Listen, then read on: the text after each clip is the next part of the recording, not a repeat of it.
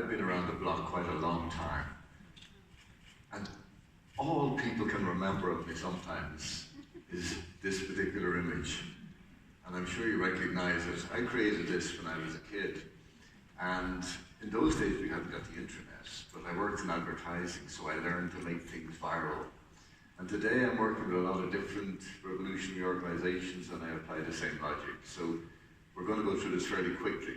The first one is El Che. If we can have the full image of that, please.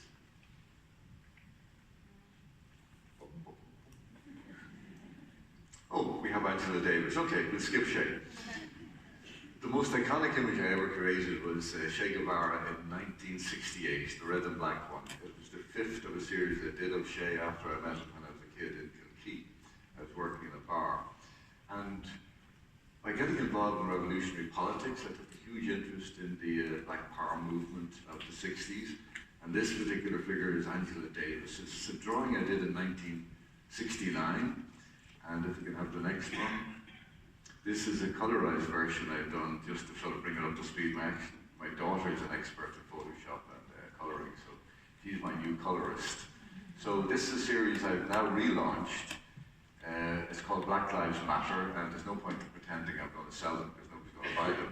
So they're free downloads on my website, which is Fitzpatrick.com. So you can go there, you can print a Che, you can print any of my work, it's all free. I learned, I think as the first artist in Ireland, certainly on the internet in '95, I learned you give stuff away on the internet because if you don't, they're going to take it anyway. So you might as well get ahead of the posse. Anyway, if we can go to the next one, please. Yeah, this is a series of what I call Black Lives Matter. We call it the Black Revolutionaries to be more respectable. The three you see, the top one is Frederick Douglass. I was commissioned by his great-great-grandson, Ken Morris, for the Frederick Douglass Initiative. It's the bicentennial of the greatest black man who probably ever lived. Mind you, he's beside Martin Luther King and Malcolm X, so he's got competition. But he came to Ireland, and Ireland, he said, it was a rebirth for him. He realized he could walk down Grafton Street and everybody said, "How are you? Would you like a drink?" And he couldn't understand why nobody looked at his skin and wondered what a black man was doing talking to a white man. So he learned in Ireland, I suppose, the true nature of what we now hope will be equality for the future as well. The other two, I worked for Coretta King way back for a stained glass window at a church in Alabama, and Martin Luther King obviously is one of my heroes. Malcolm X will always be a hero of mine. Of course, Angela Davis is the only one still alive. If we can move on to the next one, thank you. Yeah, this is one of my more recent viral images. A young woman called Ahed Tamimi was arrested for slapping a soldier who had, not a particular soldier, but the IDF had actually shot her cousin and blown half his head off. He's only 14, he's still alive, thank God, saved by Israeli surgeons. And Ahed had this beautiful image of her on the internet of a photograph taken by a Jewish photographer, Mark Schwarzenberg. I can never pronounce his name, Schwarzenberg. Anyway, his name is on that. And at the time, a friend of mine, Liam Sharp, was illustrating the Wonder Woman comic, and the film was out, and Gail Gadot, an ex-IDF soldier, was a Wonder Woman. So I nicked their logo and put it there and said, "There is a real Wonder Woman." And this went viral. It went on Al Jazeera, which got 5 million hits, I think, at the moment. It ended up with 60 million. The bottom version is the Arabic version done by a man I've never met called Yawid, who loved it so much he did the Arab version for me, and his calligraphy is beautiful. And there's an interesting little thing that came out of that. There's a new Wonder Woman book out, comic book by DC Comics, and guess who's written the intro? So it's full circle. I thought they wouldn't let me with an ass's roar of it after what I did to them, but there you go. They didn't sue me anyway, which is nice as well. If you can have the next one. These are all the more revolutionary images. We get on to the fun stuff in a minute. Palestine will be free. This was in support of the hunger strikers. That's Marwan Barghouti, who is the Nelson Mandela of Palestine. He believed none of these people, and I've worked with them, are anti-Semitic in any way, shape, or form whatsoever. I could certainly say that. And the one on the side, the red, is Haaretz, the Jerusalem newspaper, one of my favorite newspapers, who ran this for the hunger strikers. And my motivation was very simple. I don't get paid for any of this crap. I thought we had a hunger strike here, we had slaughter. And I thought we don't need dead Jewish bodies and Palestinian bodies, so I thought I would do something. And the long and the short of it was, because an outsider got involved, they took it, paid attention, and it was resolved. They were only looking for things like library time, freedom to watch television, basic stuff. So that was all given to them, and there was nobody died, thank God. And if I had a role of nobody dying, I'm proud of that. Sorry, next one, please. This is someone, unfortunately, who did die, and I did this on the spur of the moment. This is a beautiful girl who I'd watched on YouTube, who was part of the demonstrations on the fence. As we know, a lot of people have been killed since. But she decided, I don't know if you know, but Hamas is very fundamentalist, that she would stand with the men and show that the women of Gaza were just as powerful. And she was a medic in full medical uniform with her crescent on her, red crescent and the, not the cross, but you know, there's a version of the Red Cross that's called the Red Crescent, and they simply put a bullet through her, and that really upset me, so that was in her honour. Just to say we will remember this kid, you know. Next one, thank you. Yeah, this, now we're getting into dangerous territory, we're going to skip over this quickly. This is the International Freedom Battalion I worked with a lot of different armies. I'm a Christian, fervent Christian, and I don't like to see the persecution that's inflicted on it by Daesh and all these people. So I palled up with some of the people from the International Freedom Brigade who are fighting with the Kurds against ISIS. Sorry, I call them Daesh, they're ISIS here. And this is one of the images I gave them, which led to, hopefully, the next image. I'm not sure the sequence, even though I created it. Yes. This one is my latest image, talk about lost causes. This is Abdullah Öcalan, the head of all the Kurdish people, who, by the way, has written the best booklet, I should say, on feminism I've ever read. Anybody who knows anything about the Kurdish areas that are now occupied by the Kurds, where they've driven out ISIS, women have absolute equal rights. I've worked with the Yazidi women, I've worked with the Rojava women fighters, they break their hearts. And, you know, when you see what happens to them when they are captured or whatever. But this is Öcalan, the head of the Kurdish people, and he is in jail for life. He's been solitary confinement now for 15 years, and somebody put this poster on a stand in Germany about 2 weeks ago, got himself knocked on the head for their troubles. He's a very controversial figure, but he is the head of 40 million people, and to me are some of the finest people I've ever worked with. So that's the political stuff. Let's get on to the fun stuff. Oh, we're still political. Sorry, I did 1916. Sorry, I forgot about this.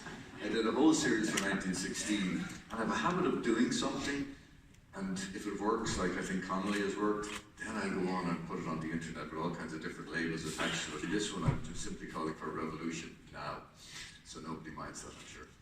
Sorry, next one, yeah. Then, of course, this is a more direct one, relating to the present circumstances and the ignoring of something called the Moriarty Tribunal. And my attitude is no one should be above the law, and it's a protest about the two-tier system of law we have in this country. So I use images I create for one purpose and often ship them over to another. And this is Countess, oh you like this, this is Countess Markowitz, who was my mother's hero.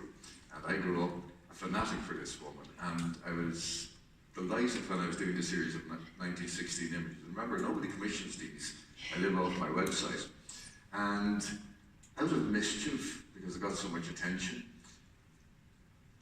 somebody sent me, one of the people in Refugiate sent me that little badge with the 8, with the X on it. And for those of you who don't know, this was to bring women's rights to Ireland and abortion rights. So I stuck that on her chest out of mischief. And the people who run the campaign saw it and asked me, could I use that and sell it, which they did for Artists Against the 8th. So you can start with one idea and it ends up with something else. But I love being mischievous and adding things to my own work. And this is the greatest Irishman who ever lived. This is Roger Casement. I won't go into all the details. He was gay and he was traduced. He was the greatest human rights campaigner in history, and probably the very first. He exposed the atrocities of the Belgians in the Congo. Joseph Conrad based his book Heart of Darkness on Casement's writings and explorations, and that became Apocalypse Now. But the nice thing about the Casement image was that my friend Will St. Ledger is running a campaign now because, you know, AIDS has come back into the gay community in a very, very awful way.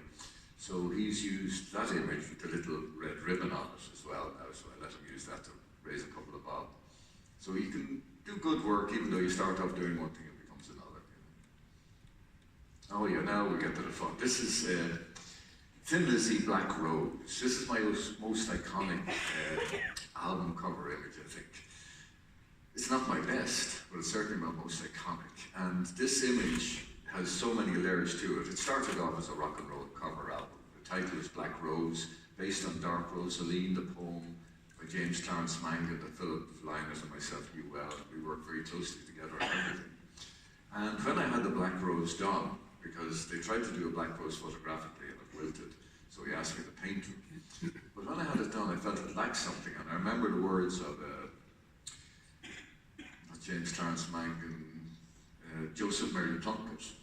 He wrote a poem that very simply said about Christ, I see his blood upon the road. So I thought, I said to Philip, you know this, because he knew the poem as well, we both went to school in Ireland where you learn this stuff. So that's why the Black Rose, the Black Rose is an allegory for freedom from Roisin Dove, a poem written by James Clarence Mangan that was a subterfuge, an appeal to the Spanish to come and rescue us from the awful English. So we would have had the Inquisition.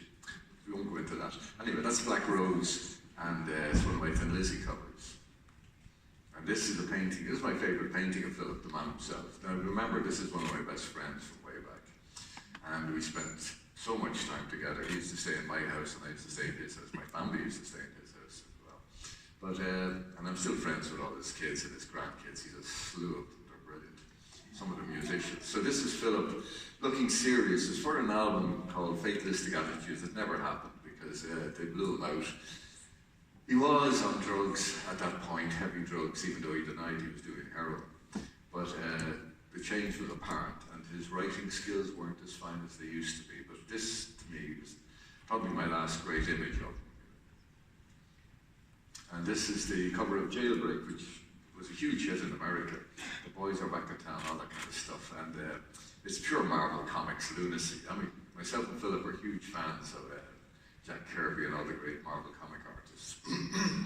And that reflected that. In England and Europe, it had a gatefold cover. It was four in the band, and Scott Garrett's never forgiven me for excluding them. And this is Johnny the Fox. This, to me, is my finest album cover of the time. I'm still doing stuff at the moment. I'm working for Brian Jones's family, the founder of the Rolling Stones. We're doing a thing called The Golden Stone, but we'll get into that. I have a sketch at the very end of this. So this is Johnny the Fox, and the great thing about this was that I'd done a sketch that Philip loved, and it was simply The Border. And I said, give me some idea of the title, because obviously we have to have some relationship to it. And he said, we don't have a title. So long story cut short, I left the center panel vacant, so something could go in there. I decided I was going to make Philip into a fox, so I got a fox head shot in London, sent over to me, and I montaged it on his body. And when he saw it, he freaked. He said, we're not ever using that. So I ended up doing something very quick with the fox overlooking a city that harked back to another album cover I did called Nightlife. So in that case, there was no title, and the title Johnny the Fox isn't even in the album. There is a song called Johnny the Fox Meets Huey the Weed, but that would be too long for my graphic. Anyway, and this is a portrait of the man himself. This is one of my favorites because it says a lot about what we got up to. That eye sticking out of the hair is straight out of a comic book called Dennis the Menace, which we both loved. And Prince copied it. You probably remember on Purple Rain, he was into the motorcycle stuff that we did on another cover. And he was a big Lizzy fan as well, so that's Philip. Yeah. And this is my Celtic work. You'd be glad to know that George R. R. Martin has actually bought one of my original paintings only a while ago for a lot of money, thank Christ. He has it as well after Game of Thrones. But we're both going to be guests at a thing called WorldCon, which is coming to Dublin in August. Anyway, this is one of my best known Celtic works. It's even appeared on album covers for a mad band in Alabama called Manila Road that did all this sort of crazy heavy metal stuff, you know, all space cowboy stuff, brilliant. But it's been used a couple of times for different albums and different causes, but it's one of my favourite Celtic paintings. I do a lot of this work still, even though it's vastly time consuming. And this, goddesses are an obsession of mine, have been all my life. I think this one here is probably the best known of that kind of work from that period. And it shows the goddess Bowen and Newgrange behind her, where she's associated with it as a fertility goddess, as most of our goddesses are. And yeah, that's one of my better ones as well, I think. Oh, and now we're getting into interesting territory. That is the goddess Bowen, and as part of a project I'm involved with for a couple of years, and now I'm on the board of trustees. We're having our first meeting next Friday, and it's called Her Story. Now, Her Story is a worldwide movement, but Her Story that IE started 5 years ago with Melanie Lynch. And what they do is, what I've done is I've given them the rights to all my work to project it all over, everywhere. They're projecting it over the world, I think, next year in all the Irish embassies. But that's one where Joe Cashin did that wonderful mural for the gay rights referendum. Oh, and this is Mary Magdalene projected on the GPO. I did this as a bit of mischief because I thought, does anything signify what women have gone through in this country better than the Magdalene laundries? So just go to the next one if we can. I hope it's the right one. Yes. This is the image of Mary Magdalene. Now, if you look up on the, I'm terrible right and left, to my left on this side, you'll see my Magdalene image projected on the only remaining Magdalene laundry in Dublin. And it's part of a campaign that Her Story is running to try and stop them building a hotel. This should be some kind of centre. These women should be memorialised and remembered, and the way to do it is to preserve that building. I'm sure we can find the funds to do something with it.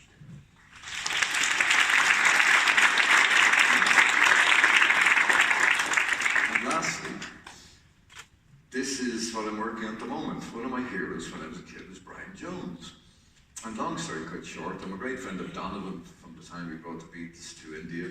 And he and Linda, Brian's partner, because Brian's obviously dead, and their family have asked me to cover an image, which could be an album cover, it could be a poster, because it's going to be a worldwide thing, called The Golden Stone. So I got to do psychedelic hippie crap all over again.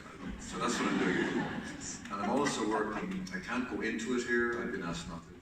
I'm working on a series of paintings that you will hear about, I hope, of women in science, STEM.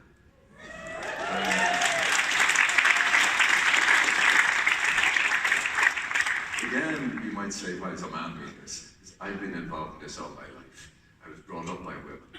My cousin Aoife McGlysis, the genius geneticist, is a woman, obviously. And all the people I'm painting will be women, because I really feel I have been involved in this for so long. To get the opportunity to do something like that is amazing. And it fills and fits in backwards to the very beginnings of the work I did with the Celtic goddesses, where I felt that they were overlooked and ignored. And the whole goddess movement worldwide is something I love. Anyway, that's what I'm up to at the moment, and at my age I'm still working. I should be retired, but there's no retirement for artists. So thank you all for listening to me.